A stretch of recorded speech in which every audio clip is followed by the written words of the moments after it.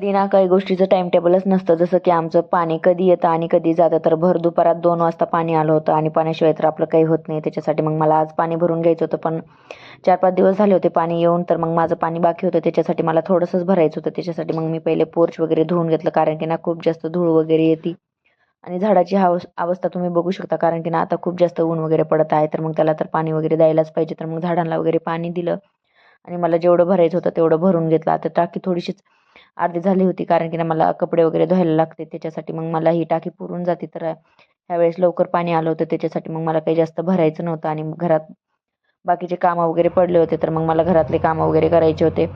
तर ही जी भांड्याची जाळी दिसते ना, मी नेहमी भांडे वगैरे धुवून त्याच्यात ठेवते आणि मग मला अजून डबल धुवावं लागतं, कारण की ना त्याच्यामध्ये छिद्र वगैरे नाही ना, तर मग पाणीच बाहेर जात नाही. त्याच्यामध्ये मग मला छिद्र वगैरे करून घ्यायचे होते. तर मग पहिल्यांदा तर ते करून घेतले आणि आज दुपारी ना खूप जास्त झोपलो.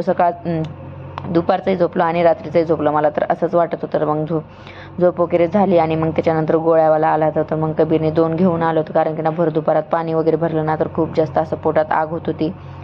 तर गोळ्याला बघून लहानपणाचीच आठवण झाली. तर मला ना आज ज्यूसचं व्हिडिओ शूट करायचं होतं, तर त्याच्या नादात एवढा जास्त पसारा झाला होता, तुम्ही बघू शकता. तर आबिरला तर खूप जास्त आवडलं आणि आम्हाला पण. मी ते पण तुम्हाला नेक्स्ट ब्लॉगमध्ये दाखवून, तुम्ही पण एकदा नक्की बनवून बघा, खूप छान लागतं. तर मग संध्याकाळ झाली होती, तर मग कपडे वगैरे काढायचे होते. तर आजचा व्हिडिओ इथं संपवते. भेटूया नेक्स्ट ब्लॉगमध्ये. तोपर्यंत बाय बाय.